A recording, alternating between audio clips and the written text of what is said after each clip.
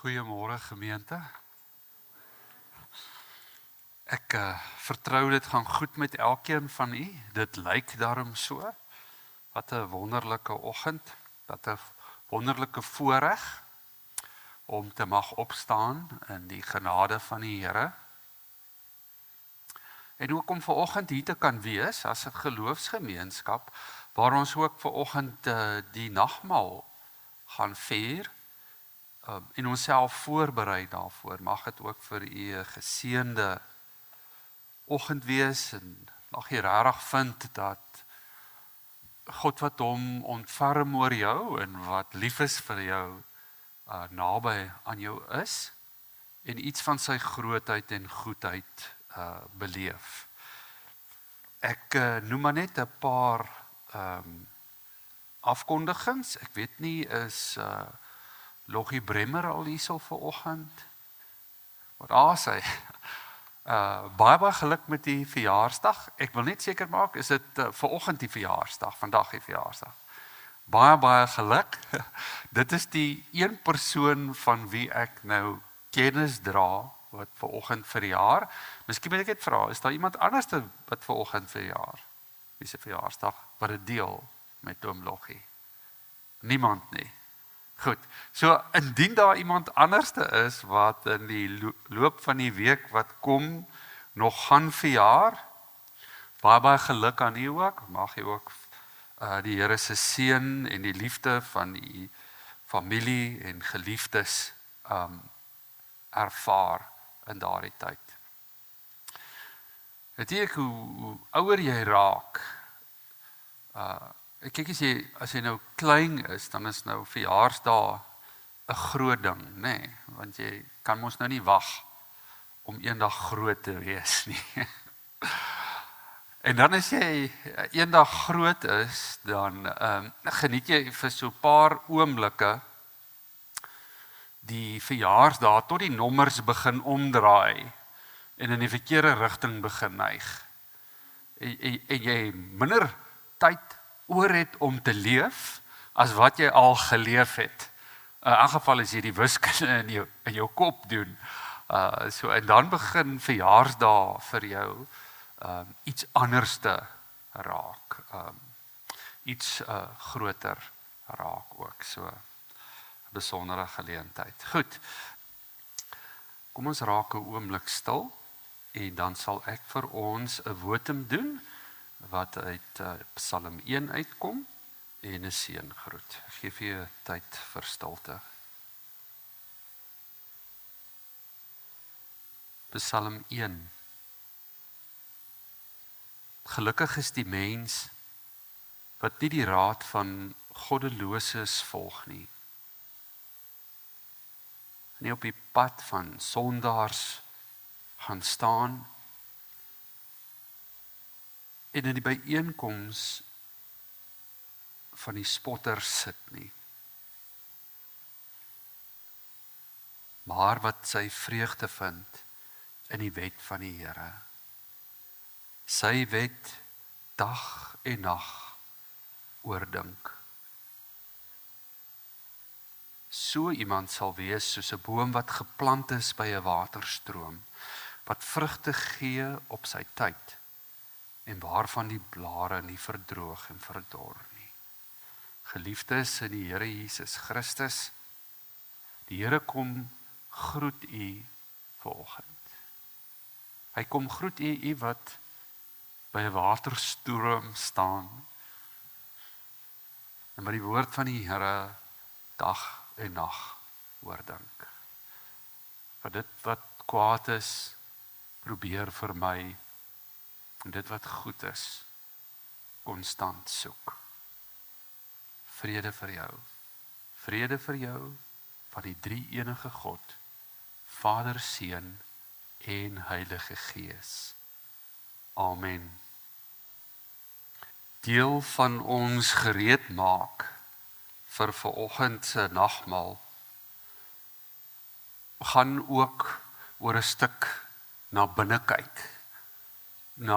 kyk in ons eie harte, sodat ons nie bewus is of blind is van ons eie gebrokenheid nie. Dit is altyd vir my interessant hoe maklik dit is om die foute van 'n ander persoon raak te sien. En hoe moeilik dit soms vir ons is om ons eie foute raak te sien. Ek sê mos altyd, ek is nooit verkeerd nie. As almal net wil doen dit wat ek doen.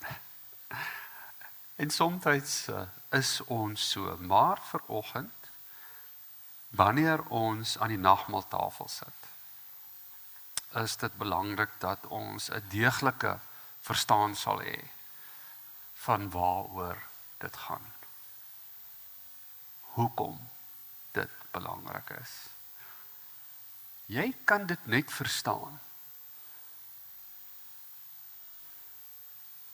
as jy jouself kan sien in die lig van jou gebrokenheid. Jy kan dit net verstaan as jy iets van 'n verlorendheid en 'n verdwaaldheid en 'n soekheid in jou hart kan raak sien vanoggend. Ook iets van jou onvermoë om goed te kan doen. 'n Mens doen dit tot op 'n bepaalde punt. Nie een van ons is totaal en al sleg nie. Maar nie een van ons is totaal en al goed nie.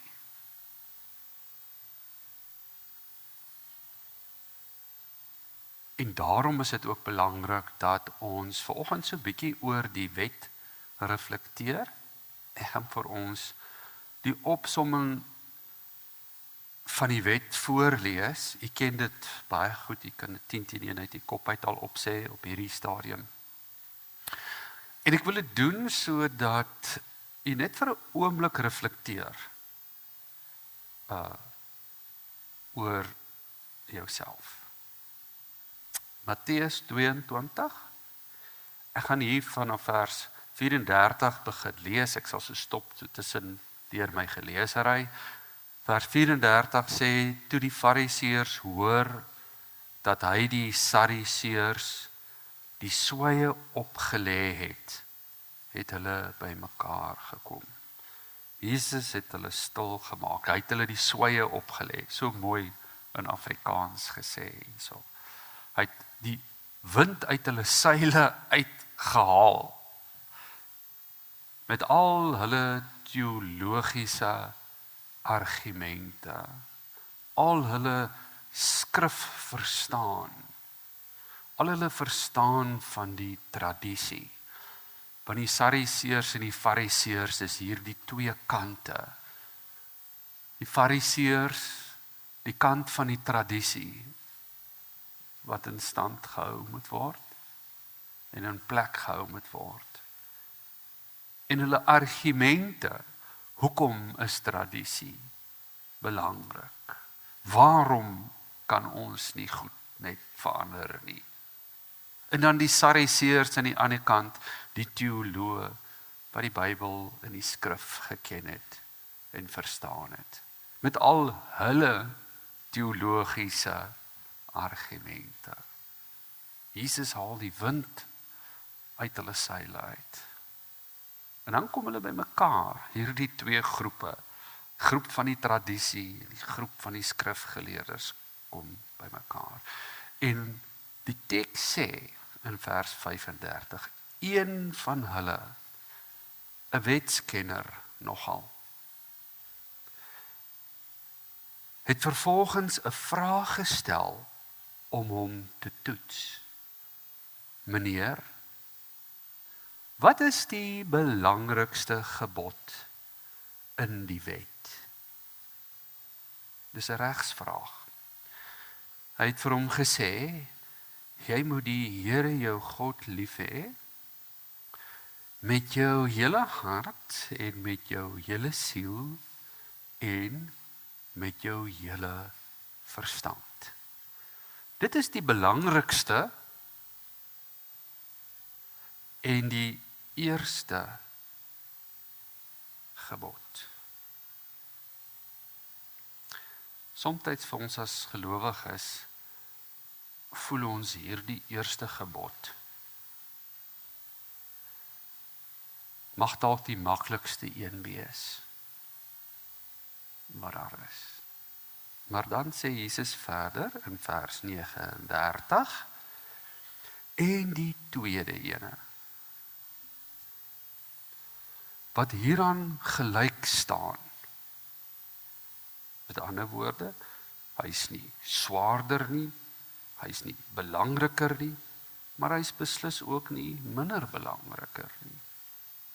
Is dit, jy moet jou naaste lief hê, soos jouself. Op hierdie twee gebooie berus die hele wet en die profete. Wat Jesus sê is, alles, die wet en die profete, alles wat hier sal staan, alles wat hier sal staan, berus op hierdie twee goed. God lief te hê en jou naaste soos jouself. As ons onsself daarin moet spieël, en dit dan nou as 'n wetlike vraag, want dit is 'n regsgeleerde wat die vraag vra, wetties moet beoordeel vanuit 'n regssysteem. Nou weet ons mos nou hoe dit werk, daar's 'n regter, daar's die wet en daar's 'n aanklaer. En dan is daar 'n verdediging. Dit is hoe 'n regssysteem werk. En as jy nou vir 'n oomblik dit sou kon regkry, om jouself in daardie beskuldigde bank te plaas, waar hierdie wet voorgelees word vanoggend, en jy moet pleit, skuldig of onskuldig. As jy nou vanoggend moet sê, skuldig of onskuldig, op hierdie wet, wat sou jou antwoord wees? Wat sal jy sê?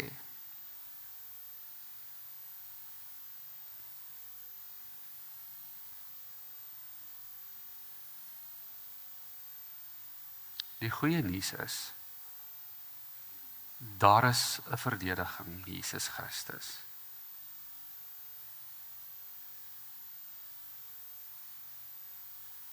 Daar is 'n verdediging wat kom sê het, ja, dit is nogal so, dat hierdie wet en die volmaaktheid daarvan, en die goedheid daarvan beslis goed is, en niks daarvan sleg is nie. Maar, dat my kind sukkel om het reg te kry. Daarom moet ek vir hom kom betaal daarvoor. En alhoewel die regspraak is, hy is skuldig, sy is skuldig, op grond van dit wat ek vir hom of haar kom doen het, is hy of sy vry. Dis die wonderlike ding, wanneer ons reflekteer oor die wet vanoggend, veral met die nagmaaltafel voor ons, sodat wanneer ons kom by die bediening van die nagmaal en die gebruik daarvan, ons nie 'n oordeel oor onsself sal eet en drink, omdat ons daaraan vergryp nie, of omdat ons dit verkeerdelik verstaan nie, maar dat ons die gewig en die waarde daarvan ook ten volle sal beleef en sal verstaan vanoggend. Die goeie nuus is dat die Bybel sê vir ons, as ons ons skuldes, ons sondes bely, met ander woorde, as jy kon geantwoord het, ja, ek is skuldig op hierdie wet, jy bely dit, dan sê die woord van die Here, hy is getrou en regverdig en sal jou skuld vir jou vergewe. Amen. Ons gaan vanoggend vir ons woordverkondiging, wat die nagmaal vooruitgaan, lees uit 'n baie kort brief in die Nuwe Testament. 3 Johannes, die 3de brief van Johannes, dis amper hier aan die einde. Dit is een van daardie boeke in die Bybel, jou vinger bly hom verbyblaai, want hy's letterlik net een bladsy, en as jy te vinnig blaai en jy soek hom tussen al die ander dik blaaie in jou Bybel, dan gaan jy hom maklik oor. Die 3de brief van Johannes, en ek gaan vir ons die voorlesing doen vanaf vers 5 tot 11, bietjie lang voorlesing, maar dit hou verband met mekaar. Voordat ons dit lees, is daar nog 'n saak wat belangrik is. En die saak wat belangrik is dat die Heilige Gees ons moet lei in woordverkondiging.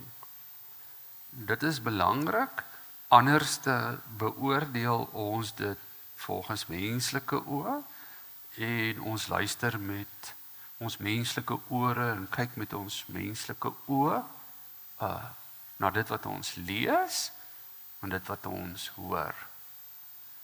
En dan dwaal ons gedagtes in baie rigtings in. So dit is belangrik dat die Heilige Gees elkeen van ons vanoggend sal help om sy woord te sien, te luister, ook die prediking te luister, maar spesifiek te hoor. Wat sê die Heilige Gees vir my vanoggend? Daarom, voordat ek lees, kom ons vra in gebed om ons te help en ons bid saam.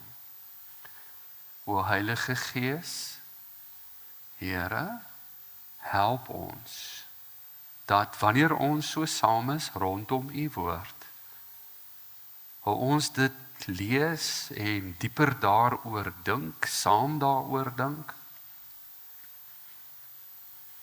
dat ons veral sal luister na u sagte, somtyds onhoorbare stil fluister in ons hart. Is sodat ons kan hoor dit wat u vir elkeen van ons vanoggend wil sê. Here, ons wil dit nie net hoor nie, ons wil dit beleef, ons wil dit inneem. Mag dit ons verander en vorm en maak, selfs al is dit op die geringste manier, tot eer van u naam. Dit bid ons in die heilige naam van Jesus Christus. Amen. Kom ek lees vir ons daardie gedeelte voor, vers 5, ek lees uit die 2020 vertaling. Dit stel dit so: Geliefde, jy tree getrou op in wat jy ook al vir die broers doen, en dit terwyl hulle vir jou vreemdelinge is. Hulle het voor die gemeente van jou liefde getuig. Jy sal goed doen as jy hulle voorthelp op 'n manier wat God waardig ag. Want terwille van die naam het hulle uitgegaan sonder om iets van die heidene te ontvang. Ons behoort sulke mense daarom goed te ontvang, sodat ons medewerkers van die waarheid kan wees. Ek het gehoor, ek het hieroor aan die gemeente geskryf, maar Diotrefes, wat graag die belangrikste onder hulle wil wees, gee nie aan ons erkenning nie. Daarom sal ek, wanneer ek kom, julle herinner aan die dade wat hy doen. Hy versprei slegte stories oor ons, en asof dit vir hom nie genoeg is nie, ontvang hy self die broers nie goed nie. Boonop verhinder hy ook nog diegene wat dit wil doen en dryf hulle uit die gemeente uit. Geliefdes, moenie die kwaad navolg nie, maar die goeie. Wie goed doen, is uit God, en wie kwaad doen, het God nie gesien nie. Net tot sover lees ek dit vir ons voor. Die tema vir vanoggend se prediking is, wat maak Christelike gasvryheid, die gasvryheid van 'n gelowige, anders? Wat maak dit anders? Vriende, ek het onlangs by 'n plek ingestap waar ek nogal 'n dieritem moes aankoop, waaroor ek baie lank gedink het en goed navorsing gedoen het voordat ek dit gedoen het. Die interessante ding was, toe ek nou daar instap, van die oomblik wat daar aankom, was ek ongelooflik goed ontvang gewees deur die persone, die mense in hierdie handelaarswinkel. Hulle het my nou behoorlik laat welkom voel en hulle was geweldig gasvry. Hulle het my vriendelik gegroet. Daar is vir my gevra, wil jy koffie hê? Ek het dan aanvanklik gesê, nee, ek wil nie koffie hê nie, maar na die derde keer dat die persoon my gevra het, kan ek regtig nie vir jou iets gee om te drink nie, wat van 'n bietjie water en so, het ek nou terwille van daai persoon gesê, ja nee, maar dankie, gee dan maar vir my 'n koffie. Hulle het my regtig op my gemak laat voel. Hulle het my nie net op my gemak laat voel nie, hulle het my sommer belangrik laat voel, asof ek nou die belangrikste mens op hierdie aarde en op hierdie planeet is. En dit vir mense wat ek glad nie eers geken het nie. Vreemde mense in 'n winkel waar ek moes instap om iets te koop. Mense wat ek nog nooit in my lewe ontmoet het nie. En ek moet sê, hulle was goed daarmee gewees. Hulle was baie goed daarmee gewees. En dit het gewerk. Die hele ervaring was vir my aangenaam. Dit was warm. Dit was professioneel gedoen gewees, goed afgerond gewees. Dit was vriendelik gewees. Maar ons almal weet hoe werk daardie situasie. Daar is uiteindelik 'n transaksie wat ter sprake is. Iets wat gekoop moet word. Jou geldjies wat moet gaan. Dit is waaroor dit alles gegaan het. Jy moes iets gekoop het. Hulle hoop was dat ek besigheid met hulle sou doen en nie met al die ander kompetisie wat daar buite is nie en al die ander handelaars wat 'n soortgelyke produk of produkte verkoop het nie. Daar is 'n rede waarom hulle moeite doen om my te laat welkom voel. Nou as ek dit sê, is die eerste belangrike ding om te verstaan. Dit beteken nie hulle vriendelikheid was vals gewees toe hulle my ontvang het nie. Hulle was regtig vriendelik gewees. Hulle was nie vals nie. Ek dink hulle was werklik vriendelike mense. Die punt is eenvoudig dat die gasvryheid binne 'n groter doel funksioneer en gefunksioneer het. En dit het my die vraag laat vra. Hoe is gasvryheid by die kerk? Kom ek stel dit anders. Hoe behoort gasvryheid te wees in die lewe van 'n gelowige? Is dit ook om iets uit iemand uit te kry? Soos 'n handelaar wat iets verkoop. As ons as gemeentes en in hierdie maand wat ons fokus op gasvryheid vir mekaar verander, maar waarom is ons gasvry? Is dit sodat ons meer gemeentelede kan kry? Is dit sodat ons net soos 'n handelaar meer geld kan kry? Is dit 'n manier om hulle in te lok vir iets anderste? Wat beteken nie dat ons vriendelikheid of ons gasvryheid nie opreg is nie, dit is in alle waarskynlikheid net soos die handelaar wel goed was in gasvryheid en in alle waarskynlikheid opreg is.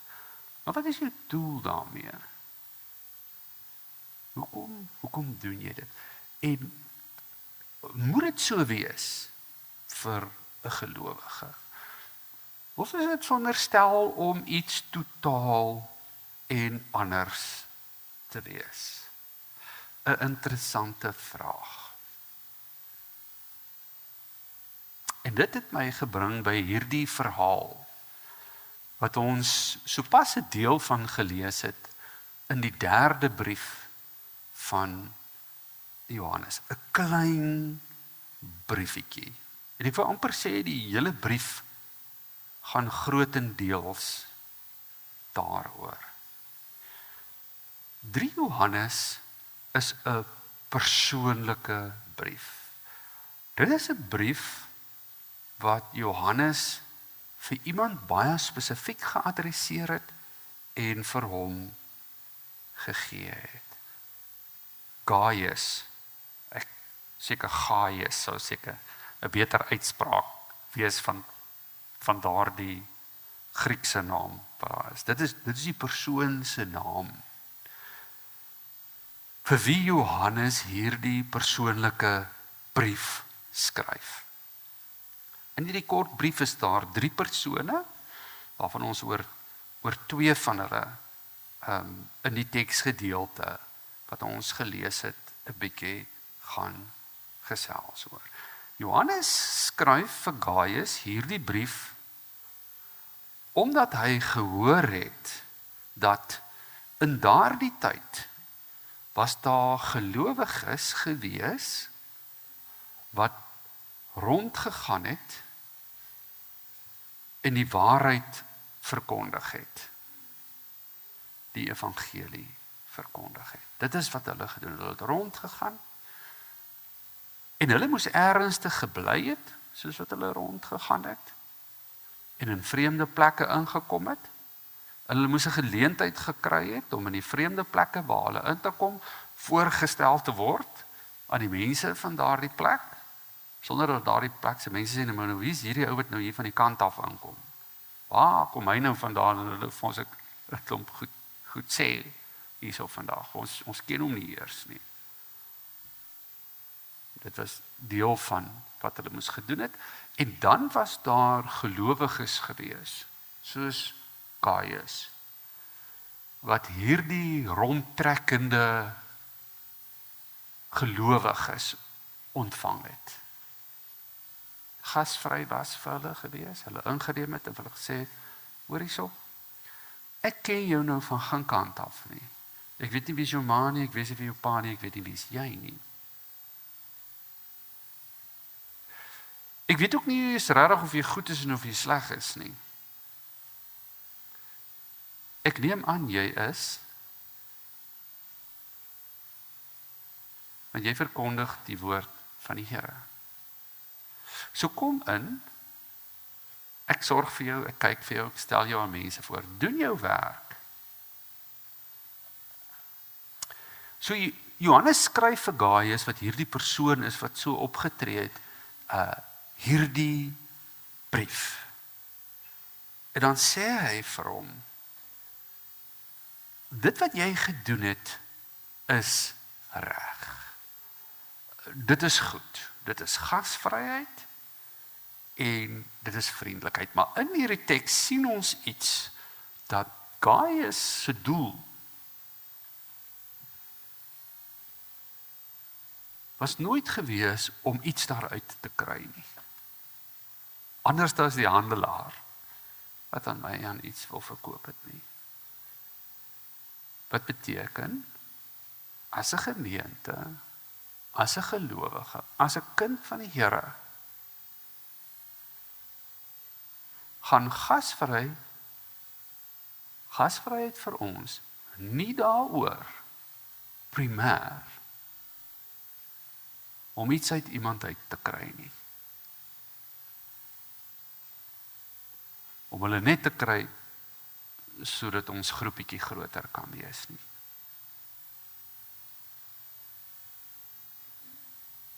Dit is gewoonlik 'n natuurlike uitvloei daarvan. Maar dit is glad nie ons instelling of bedoeling daarmee. As ons praat oor gasvryheid vanuit die Bybelse konteks, om een of ander geloofstoertjie te doen,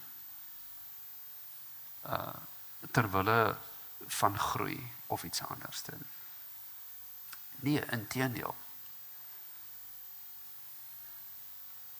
Die gasvryheid van 'n gelowige gaan daaroor om iemand te ontvang, na iemand te kyk, iemand te versorg, sonder om enige iets van daardie persoon af terug te verwag of terug te eis. Glad niks nie. Selfs al sien jy daai persoon nooit weer in jou lewe nie. En jy ontmoet hom net vir 5 minute, dat julle lewenspaai kruis. Om op so 'n manier op te tree, en dit is wat die skrif sê, dat dit God waardig geag kan word. Dit is wat Johannes vir Gaius sê. Jou optrede kan as God waardig geag word.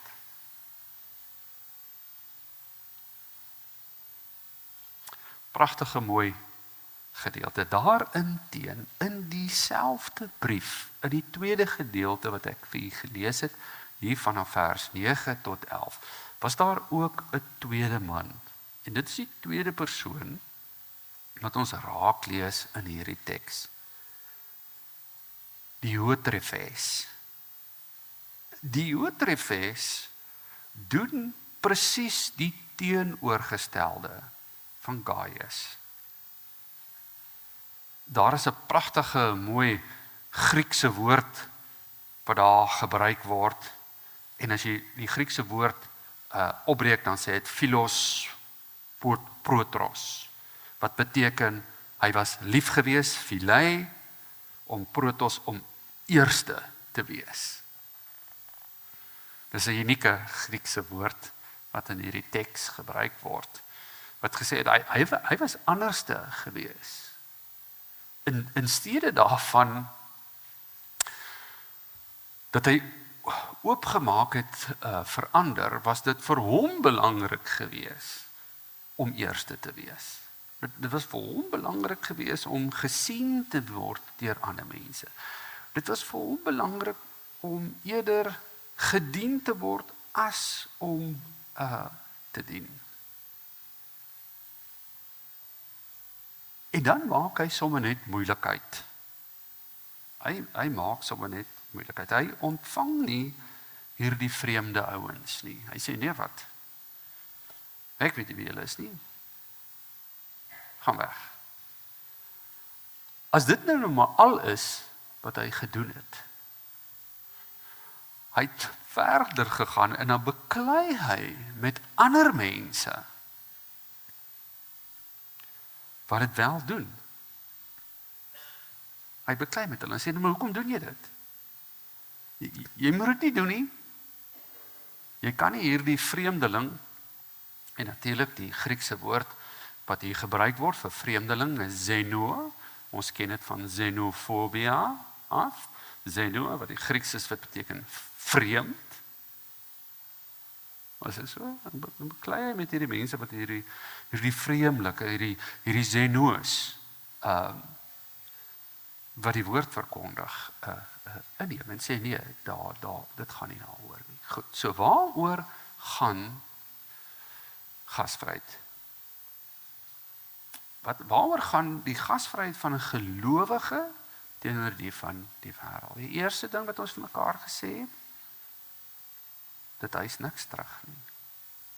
Dis eintlik beter om vir iemand gasvry te wees wat vir jou niks kan teruggee nie, as wat dit is om vir iemand te wees wat wel vir jou iets kan teruggee. Die tweede belangrike ding is om wel ruimte te maak. Om ruimte te maak vir ander. Om ander te help. Om ook die evangelie en die pad vorentoe verder te loop. En dit is die belangrike ding. Hoekom is dit belangrik en hoekom is dit belangrik om gasvryheid te sien as om ruimte te maak vir anders? Dit is die rede. Nie almal van ons is ekstroverte nie. Niemand van ons hou van 'n klomp mense in ons huis nie. Party van ons is gereserveerd. Die evangelie, die evangelie, die Nuwe Testament, Johannes, die derde brief van Johannes, probeer nie vir jou te sê, hier's 'n persoonlikheidstipe, en jy moet binne hierdie profiel van hierdie persoonlikheidstipe inpas. Iemand wat sprankelend is en wat van nature gasvry is en 'n klomp goed doen nie. Belangrijk is ek in elk geval 'n probleem. Want ek is nie 'n sosiale mens nie. En waarskynlik is daar baie van ons wat ook nie is nie. Wat nie die hele tyd uitgaan mense innooi nie. Ek is nie eens goed met kos maak nie. As ek 'n vreemdeling kry, sal ek vir hom brood en eiers kan aanbied. Miskien koffie. As hy tee drink, ek is nie 'n teedrinker nie, ek het ergens in my kas 'n verlepte ou sakkie tee, wat se vervaldatum seker al verby is, ek weet nie. Daar is nie koeldrank in my yskas nie, ek drink nie koeldranke nie, dis net water. So dit gaan ook nou in 'n geval nie 'n keurige ding wees nie.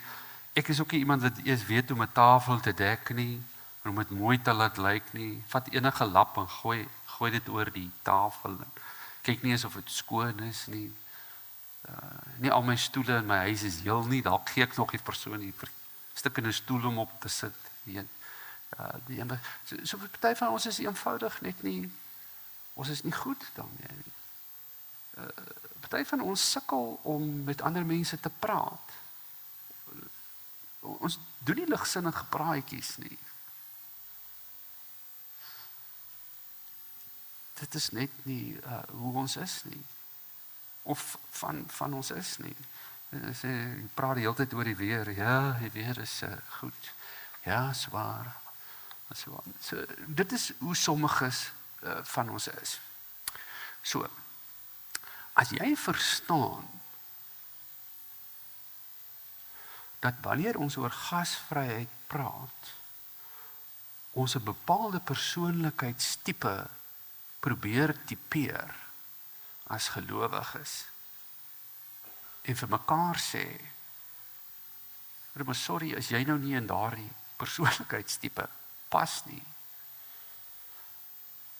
dan is jy nie gasvry nie. Dan verstaan ons die teks verkeerd. Goed, hoe kom ek daarby uit? Gaaf.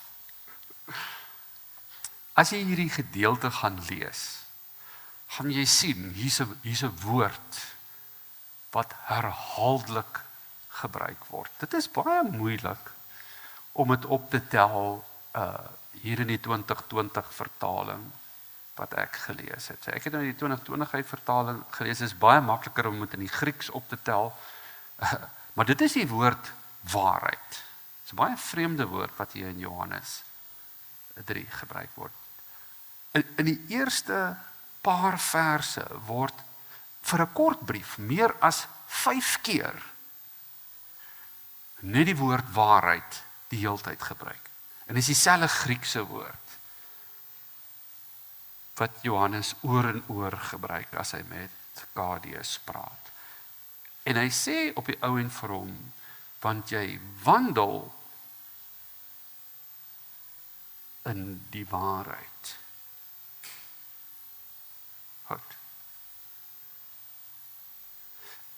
En dit is die brug wat Johannes vir ons bou, sodat ons hierdie gasvryheid van Gaius reg kan verstaan. Daar's 2 goed wat belangrik is. Die heel eerste ding is dat as ons Johannes reg verstaan, beteken dit dat waarheid is nie net iets wat jy weet met jou kop nie. Dis iets waarin jy wandel. So, dit is nie iets wat jy weet nie. Dis iets wat jy is. Iets wat jy raak. Iets wat jy gevorm word om te wees. En in daardie waarheid van wie jy is as 'n kind van God, sit gesluier gasvryheid. Selfs al kan jy nie met ander mense praat. Die mooi van hierdie teks is 'n ander Griekse woord wat in hierdie teks gebruik word in die Afrikaans, staan dit hierso. Jy's 'n medewerker deur dit te doen. Johannes sê vir Gaius, deur te doen dit wat jy gedoen het, om vir mense wat die evangelie te verkondig, gasvry te wees, hulle te versorg, het jy 'n medewerker geword. Die Griekse woord sinergie word afgelei van die Grieks wat daar gebruik word. Jy deel geword van God se plan, deur ruimte te maak, deur te wees wie jy is, deur te wandel in die waarheid, raak jy 'n medewerker in die koninkryk van God. Hoe raak jy 'n medewerker? Deur dit te doen wat jy wel kan doen. Party van ons, en dit is die derde persoon in hierdie teks, waaroor gepraat word, Demetrius, as jy nou die hele stuk gaan lees en sien, daar's 'n derde persoon, Demetrius, wat in alle waarskynlikheid een van die persone was wat rondgereis het. So Gaius, die een wat ontvang het, die ander ou, Diotrephes, die een wat nie gedoen het wat reg is nie, wat gekontrasteer word met mekaar, en die derde persoon, Demeter, wat in alle waarskynlikheid is die persoon wat rondgegaan het in die evangelie. Jy raak deel daarvan dit sê vir jou, jy hoef nie die een te wees wat na vreemde lande toe gaan en met die evangelie verkondig. En met 'n klomp goed doen, om in sinergie te wees, om 'n medewerker te wees van God nie. Jy hoef nie. Jy kan bly, terwyl ander mense gaan. Jy's 'n medewerker, en jy het net soveel aandeel as hulle daaraan, as jy ondersteun, as jy bid, as jy hulle inneem, wat jy ook al doen, as jy vir hulle WhatsApp stuur, hoe jy dit ook al doen en hoe jy dit ook al hanteer. Dan is jy 'n medewerker. Vriende, ek sluit af, ek maak ons gereed vir die nagmaal. Om dit regtig te kan verstaan, moet ons vanoggend deur die lens van die nagmaal ook daaroor reflekteer. Dit is wat jy moet vanoggend weet van hierdie nagmaaltafel.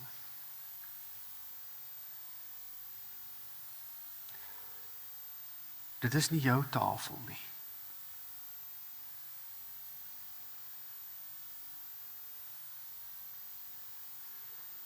Dit is God se tafel.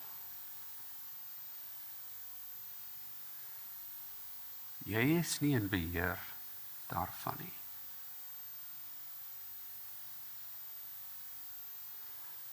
Jy's 'n gas.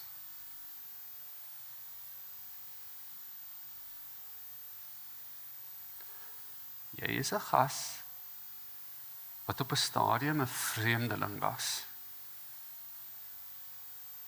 van God. Wat hom dalk nie geken het nie, dalk van hom geweet het. Dalk op 'n stadium by hom was, maar weer afgedwaal het ergens in 'n dwaalspoorpaadjie.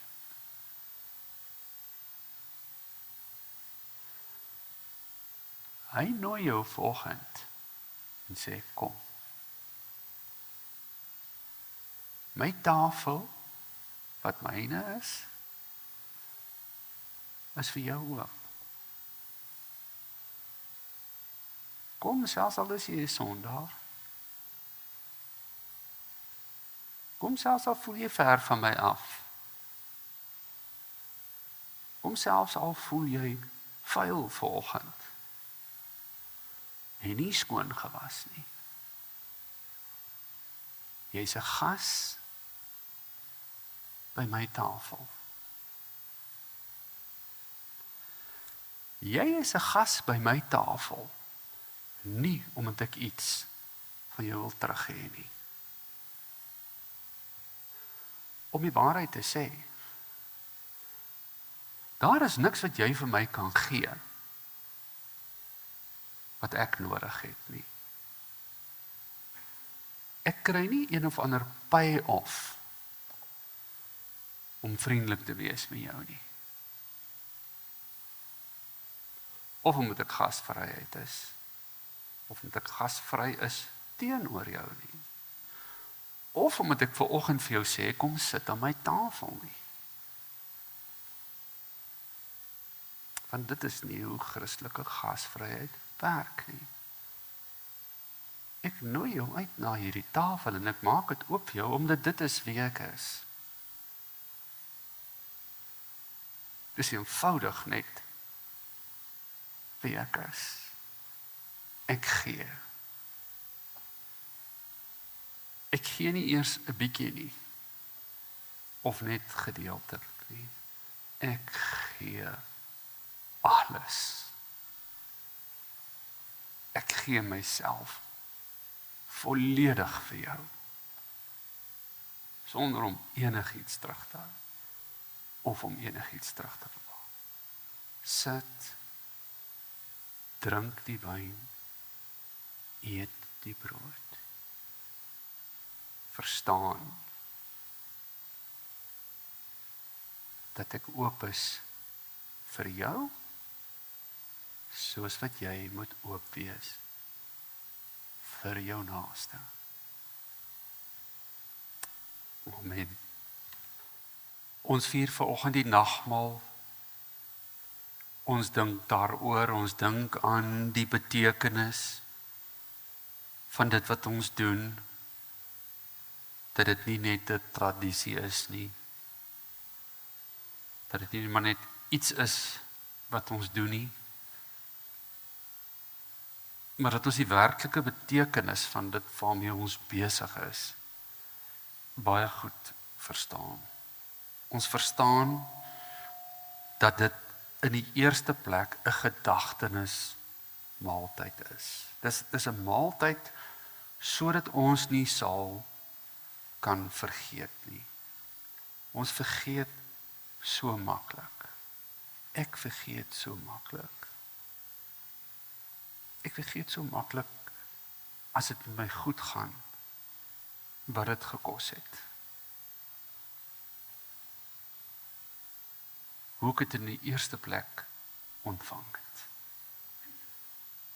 Want dit is wat die nagmaal doen. Dit help ons sodat ons nie hierdie belangrike ding sal vergeet nie. In die tweede plek is dit vir ons 'n waarborg. Dit is vir ons 'n stuk sekerheid.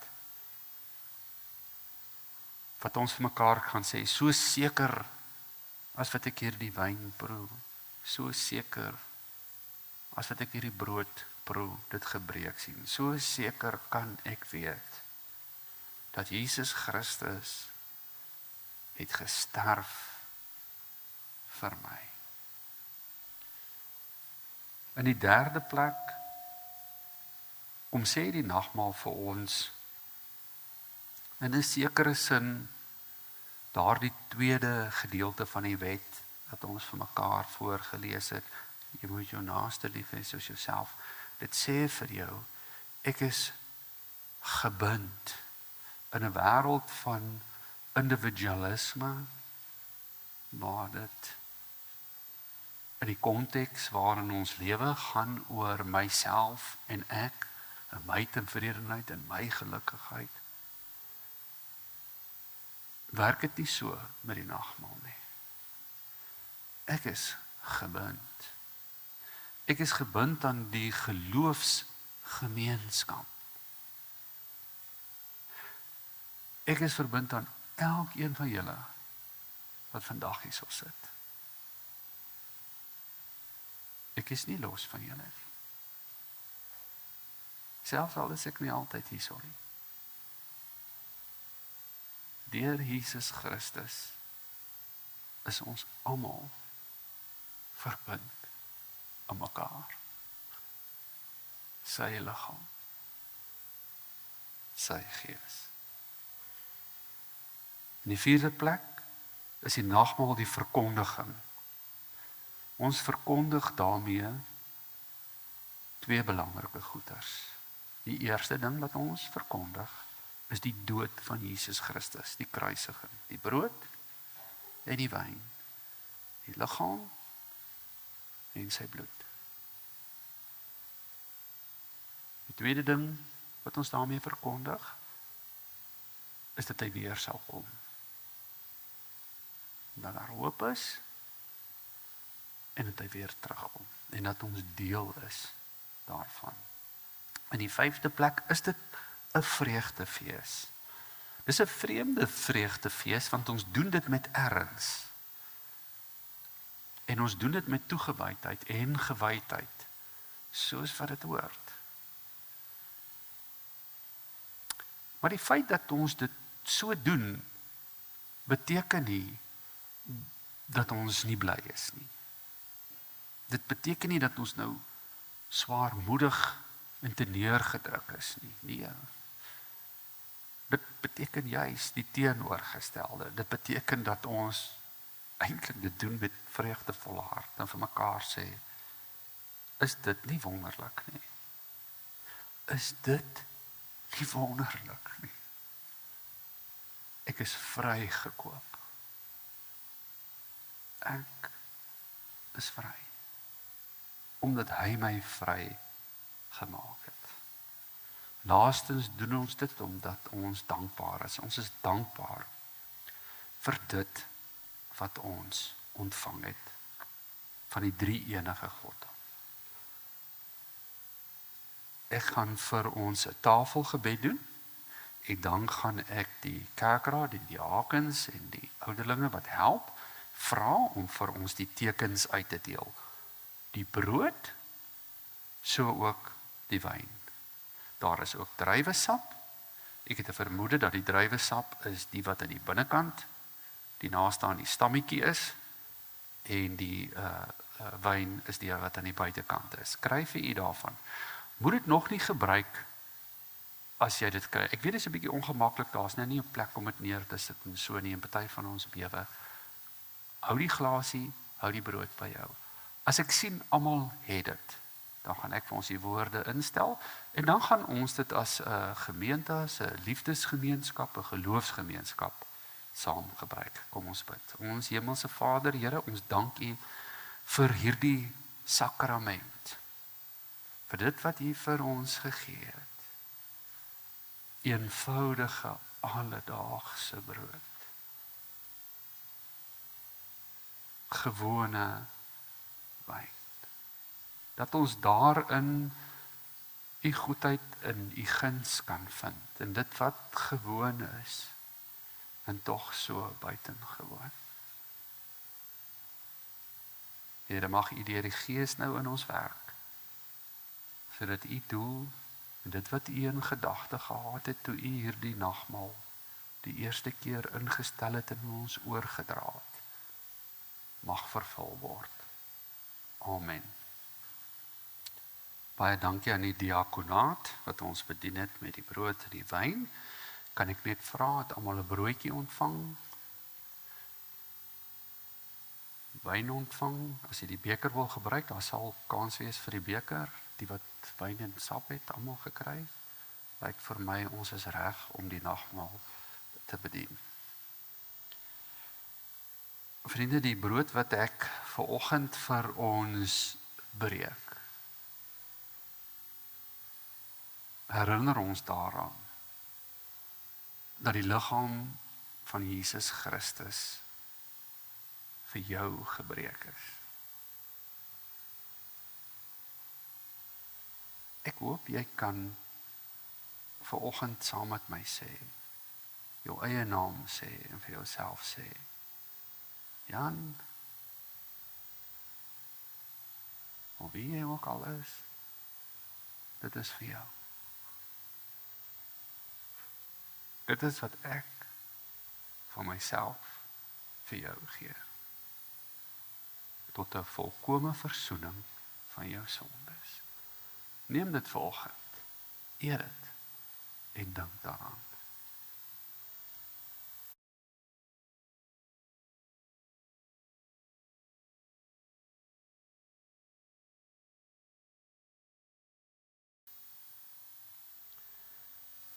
Op dieselfde wyse as ons vir 'n oomblik moet terugdink aan daardie aand, toe Jesus saam met sy disippels so aan 'n nagmaaltafel gesit het, nadat hy die brood gebreek het, dit vir hulle gegee het, het hy ook daarna die beker van danksegging geneem,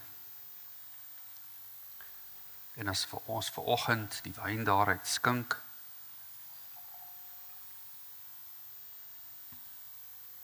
dan dink ons daaraan dat hy dit ook vir sy disippels gegee het en vir hulle gesê het, neem dit, drink dit. Glo en vertrou dat my bloed vergiet is tot 'n volkome versonding, ook van jou sondes.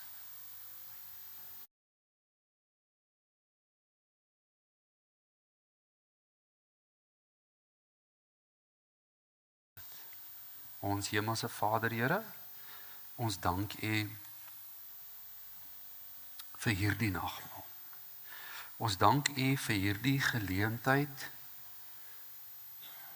waarin ons U weer kon ontmoet het. Waar ons onsself daaraan kon herinner het dat wat U vir elkeen van ons op U naam kom doen het. Dankie dat ons kan weet ons is vry. Ons is vry in Christus. Help ons om vanuit daardie vryheid uit te leef.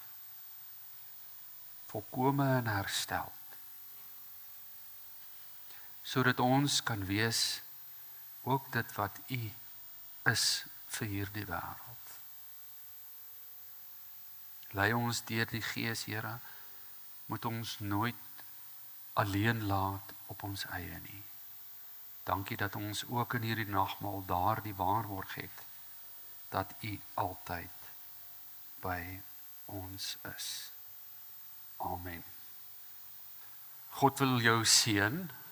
Die seën wat ek oor jou uitspreek, is sy woorde.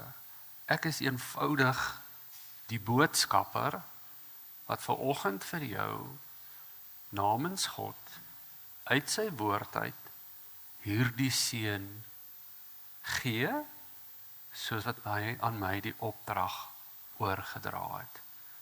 Ontvang hierdie seën van hom af. Mag die Here jou seën, en mag die Here jou beskerm. Mag die Here sy aangesig oor jou laat skyn, en mag hy jou genadig wees. Mag die Here sy aangesig na jou toe oplig, en aan jou sy goddelike vrede gee. Ontvang hierdie seën van die drie-enige God, Vader, Seun en Heilige Gees. Amen.